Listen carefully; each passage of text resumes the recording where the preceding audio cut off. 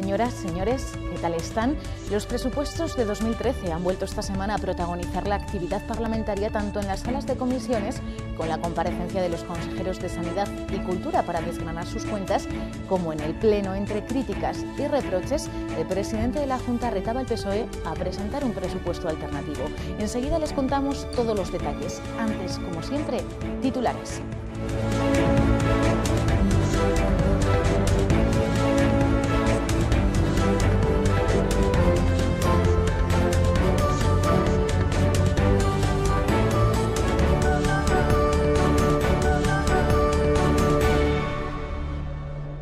La Consejería de Sanidad compensará el descenso del 5% en su presupuesto con la reducción del gasto farmacéutico. La de Cultura y Turismo, sacando el máximo partido a las infraestructuras ya existentes, y el CES, con más eficacia en su funcionamiento. Son compromisos adquiridos por sus responsables ante la Comisión de Hacienda en las últimas comparecencias para desgranar las cuentas de la comunidad para 2013.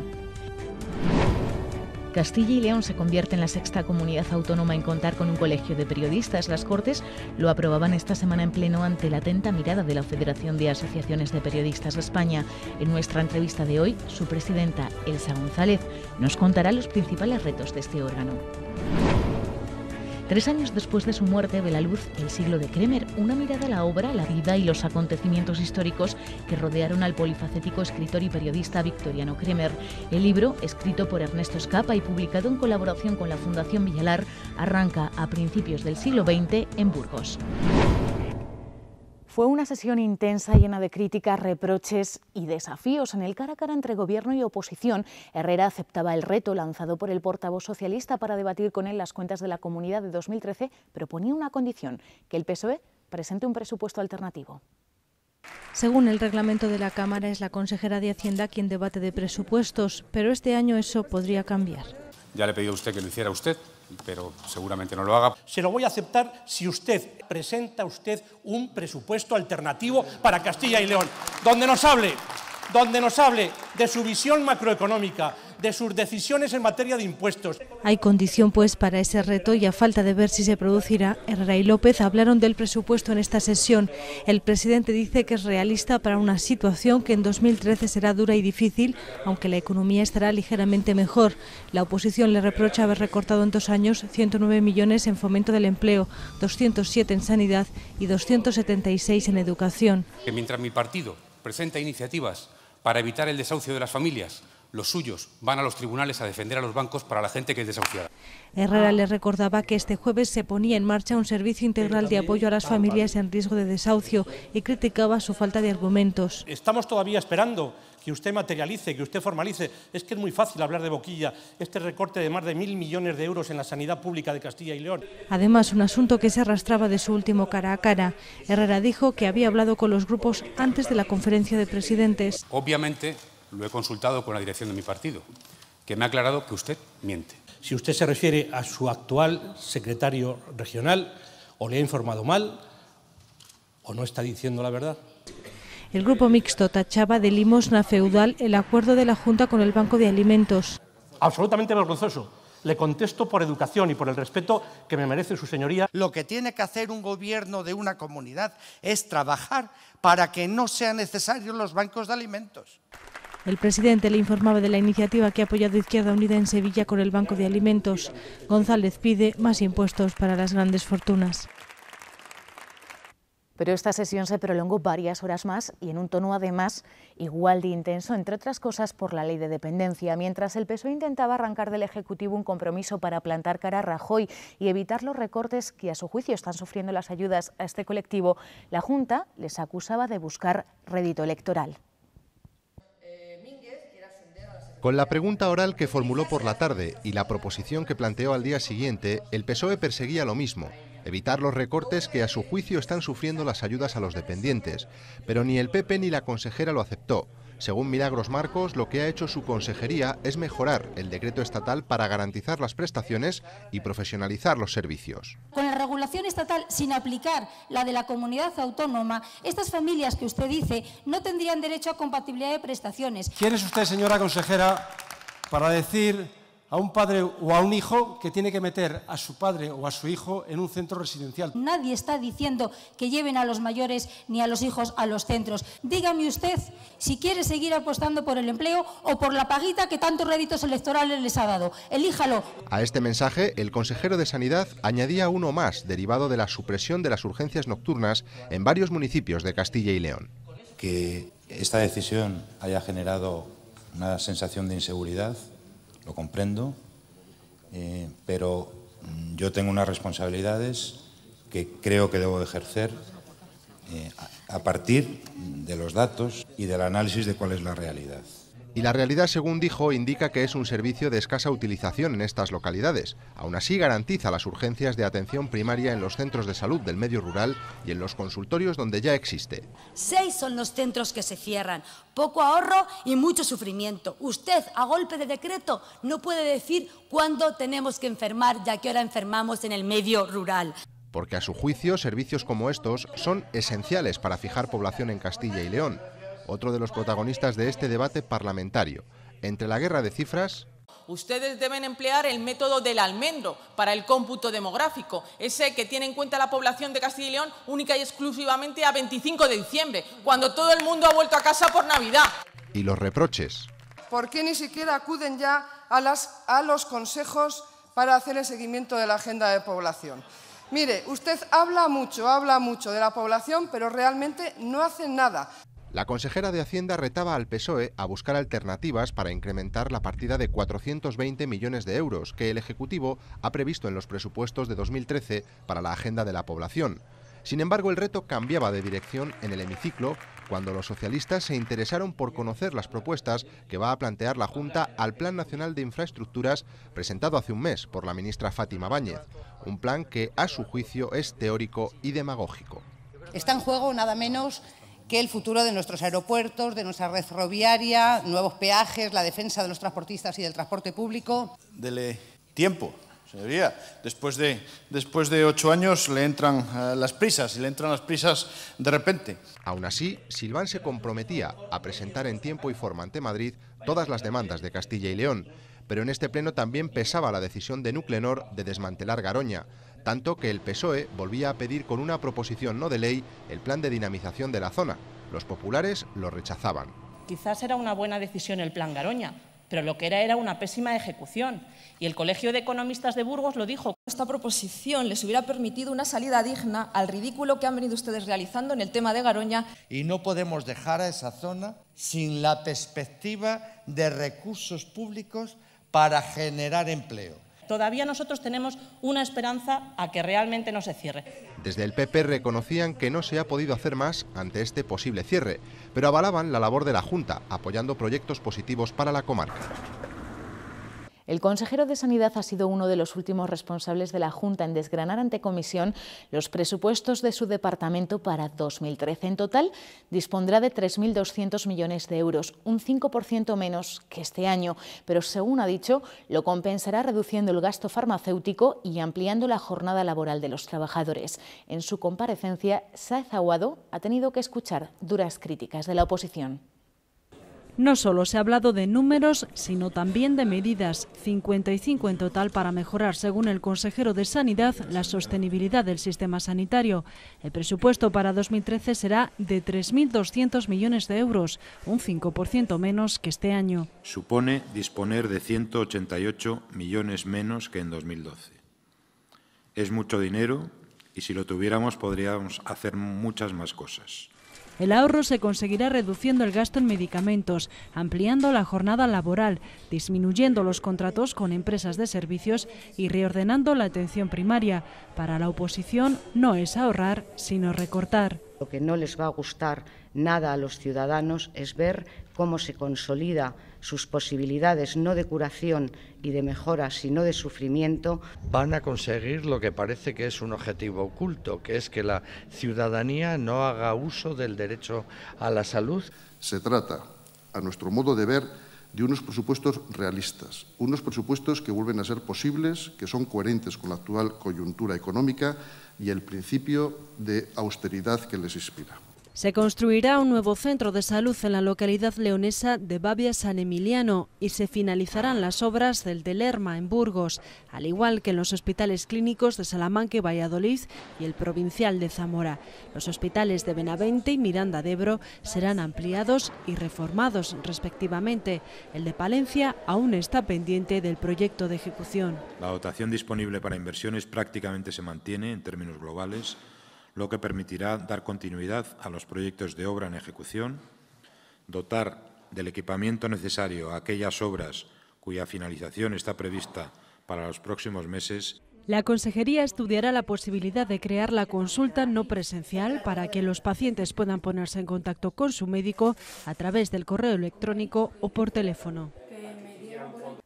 La responsable de Cultura y Turismo ha visto cómo el presupuesto de su consejería caerá el próximo año un 15% hasta llegar a los 112 millones de euros. Cuentas menguadas que para la oposición convierten a Alicia García en la mano aniquiladora de la cultura, pero que para el PP y para la propia consejera responde al momento actual y a la necesidad de sacar el máximo partido a las infraestructuras que ya existen y que funcionan.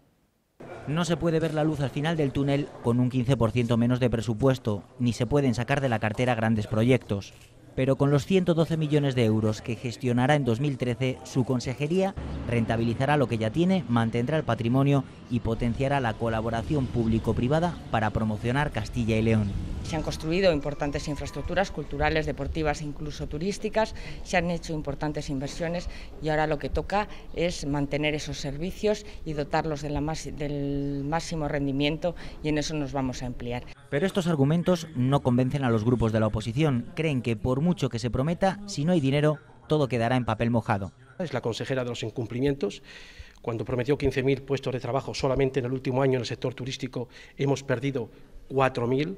En definitiva, una absoluta pérdida de confianza en la consejera de Cultura y Turismo, que, insistimos, es la mano ejecutora del exterminio de la cultura, el turismo y el deporte en esta comunidad. Pues en esta nota de prensa del año pasado se habla de que se van a hacer los poblados castreños de Villablino, ahora también.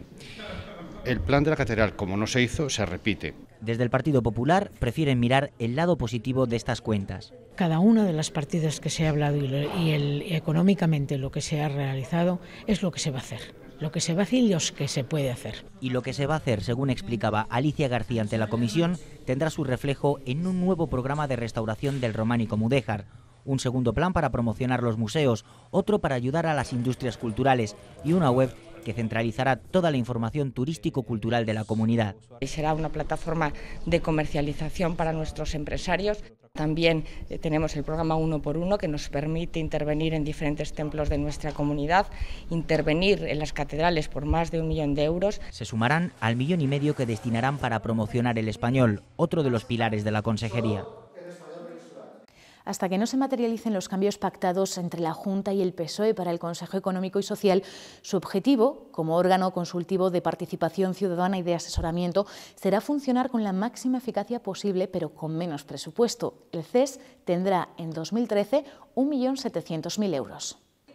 El presupuesto del CES de 2013 fija para las dietas de consejeros 900 euros frente a los 56.800 que tenía en 2012. El presidente del Consejo aclara que solo 8 miembros cobraban por asistencia, el resto lo hacían por gastos de desplazamiento, un recorte este último que lamenta especialmente. Que sus organizaciones prefieran que vengan los que estén aquí, no que vengan los de León, los de Soria y los de Zamora, que son los que más nos cuesta. Vamos, más nos cuestan en esa ridiculez de presupuesto que les he pasado. Pues mal está. Los grupos políticos han mostrado su apoyo a la institución. En este momento de dificultad, hacer más con menos es una gran responsabilidad y un enorme reto, que están asumiendo todas las administraciones públicas, todo el sector público y todas las instituciones de autogobierno de nuestra comunidad autónoma. Si se hubiera puesto la comparativa del presupuesto que dispone el CES de Castilla y León y se hubiera comprado con los presupuestos de otras comunidades autónomas, de los CES de otras comunidades autónomas, veríamos cómo es imposible hacer más con tan pocos recursos. Es imposible mejorar la eficacia que tiene esta institución.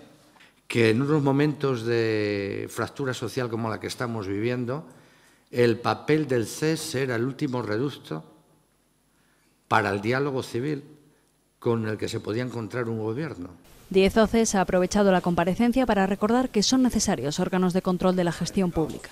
Que desconozco el verdadero sentido de acuerdos políticos que pueden afectar a instituciones que yo hoy represento. Asegura esperar ansioso el cambio normativo y solicita que se realice por el procedimiento ordinario y que los futuros estatutos mejoren los entes creados en la comunidad. Ayudando a difundir la idea de utilidad de los mismos ante nuestros conciudadanos y si no, eliminémosles.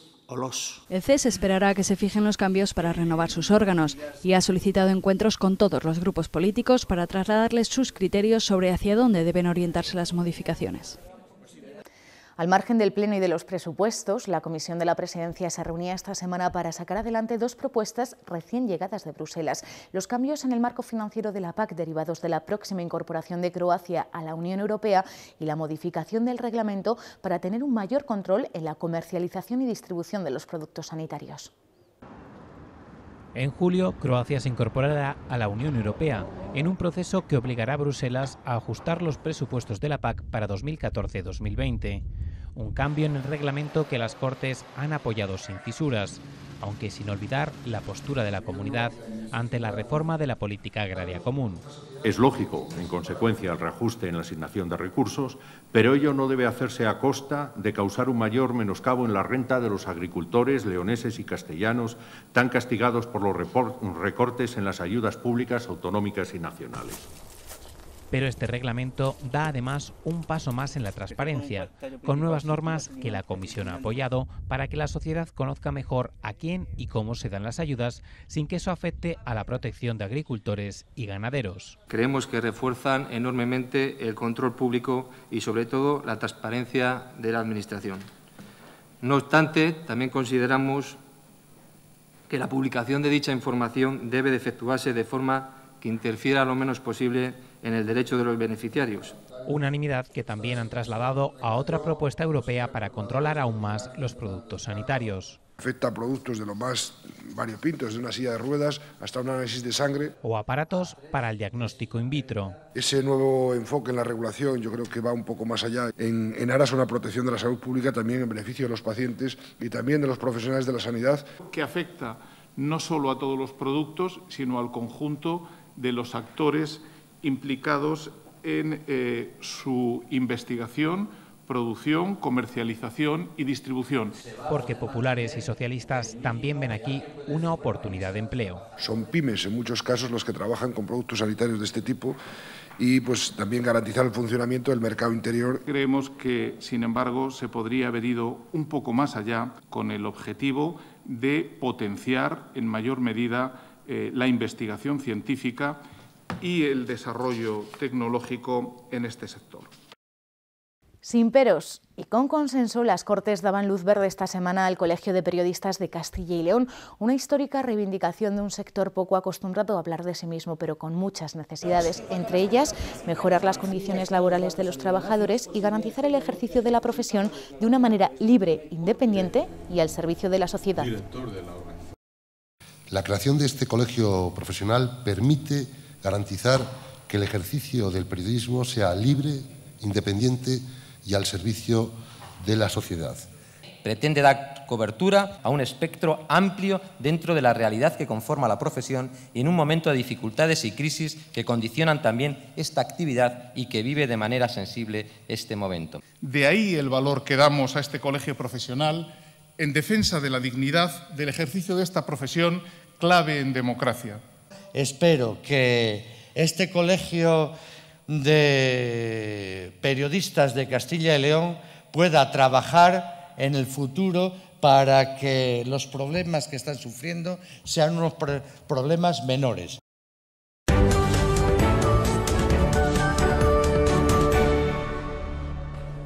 Cataluña, Andalucía, el proceso para constituir el Colegio de Periodistas ha sido similar y el resultado el mismo, un órgano que aquí en Castilla y León ofrecerá asesoramiento a los periodistas colegiados, desarrollará acciones formativas y sobre todo defenderá el ejercicio de esta profesión. Detrás de él está la Federación de Asociaciones de Periodistas de España. Elsa González, presidenta de FAPE, buenas tardes y bienvenida a nuestras Cortes. Buenas tardes, es un placer estar aquí, es la primera vez que piso yo este este lugar que no deja de ser muestra de libertad y de democracia. Ha costado llegar hasta aquí, pero por fin el Colegio de Periodistas de Castilla y León es ya una realidad. ¿Qué va a suponer para el sector?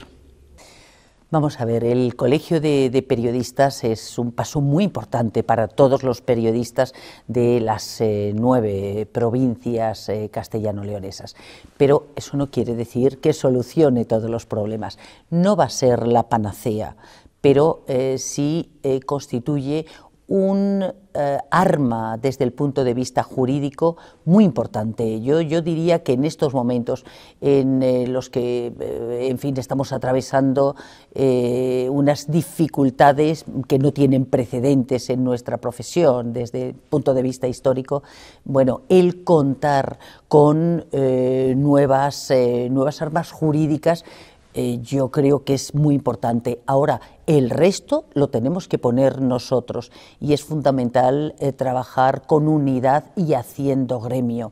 En momentos de dificultades tenemos que ser un bastión unido. ¿Qué significa el resto? Pues el resto, muchas cosas. En primer lugar, somos una organización profesional, no sindical, eso es importante. Ambas instituciones tienen su papel. Nosotros tenemos que salvaguardar y fortalecer la ética. Si el periodismo no tiene rigor, no consulta fuentes, ¿en qué se convierte? En una red social sin más. Perdemos crédito. Y el periodismo y el periodista vive del crédito. Y recordemos algo importante, gracias al periodismo se controla, se vigila el poder. Nuestro papel es de contrapoder, es decir, somos los grandes guardianes de la democracia. Incidiendo un poco en la situación del sector, uno de los más afectados por la crisis, estamos hablando de 8.000 periodistas despedidos en los últimos 5 años, de ERES, cierres de medios de comunicación, reducción de plantillas. ¿Hasta dónde cree que vamos a llegar? ¿Cuál es el reto? El Observatorio de Crisis de FAPE, que se creó hace 4 años cuando se inició esta crisis ya con fuerza, la crisis económica, registra la pérdida de 8.244 puestos de trabajo periodísticos. Es una cantidad demasiado elevada para que no sufra un verdadero seísmo todo el sector periodístico. Se han cerrado 66 medios y cada medio que se cierra desde luego provoca síntomas de pérdida de pluralidad en esta sociedad. Con estos datos tenemos que jugar, son los mimbres con los que contamos, pero tenemos que mirar hacia el futuro. Y el futuro tiene 2 vertientes.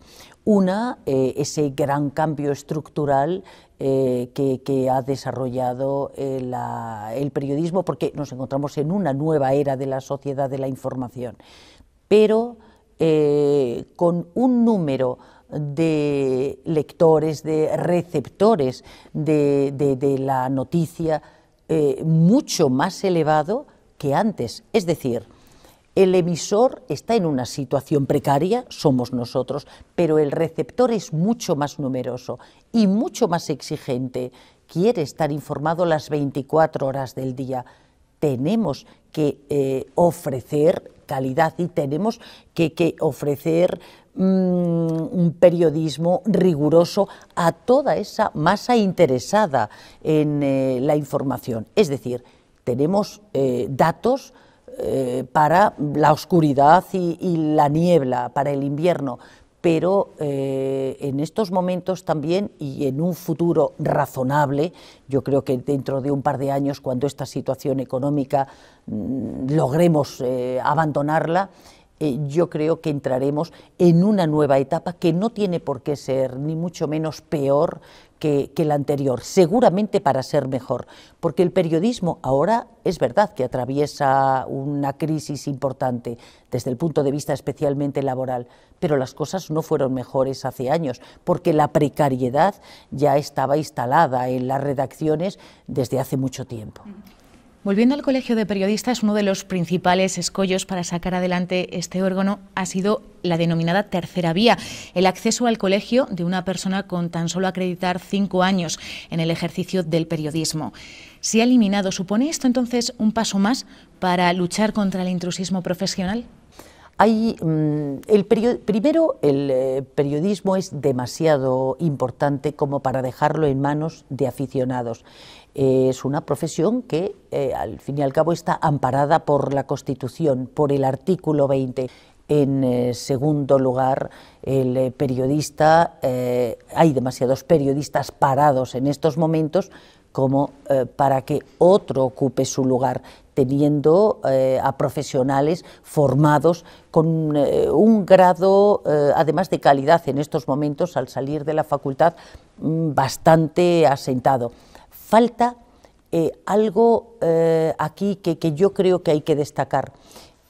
Con el elevado número de ERES, es decir, de salida de profesionales, hemos perdido, estamos hurtando pues la sabiduría de la experiencia y se ha roto esa cadena de aprendizaje que es fundamental. Entonces, en estos momentos es muy importante salvar ese escollo, pero de momento el titulado es el que tiene toda la capacitación para convertir el hecho en noticia. Estamos hablando de la constitución de un colegio de periodistas en un momento en el que el Gobierno baraja la posibilidad de liberalizar los colegios profesionales si es necesario ajustar los presupuestos y cumplir con el objetivo de déficit. ¿Dónde encajaría entonces? Vamos a ver, eso llega de Bruselas. Estamos en un mundo globalizado y ya nuestras normas tienen que ser compensadas y pactadas, en este caso con la Unión Europea. Y desde la Unión Europea se ha establecido esa liberalización. Es decir, cualquier médico ahora mismo no precisa estar colegiado para ejercer la medicina. Cualquier periodista puede ejercer si está colegiado. Ahora, el colegio, desde luego, será fruto de unidad, de gremio, de defensa de la profesión, de defensa de la ética y de la credibilidad de este oficio. Son demasiadas ventajas como para estar al margen. Cogemos el testigo. Buenas tardes.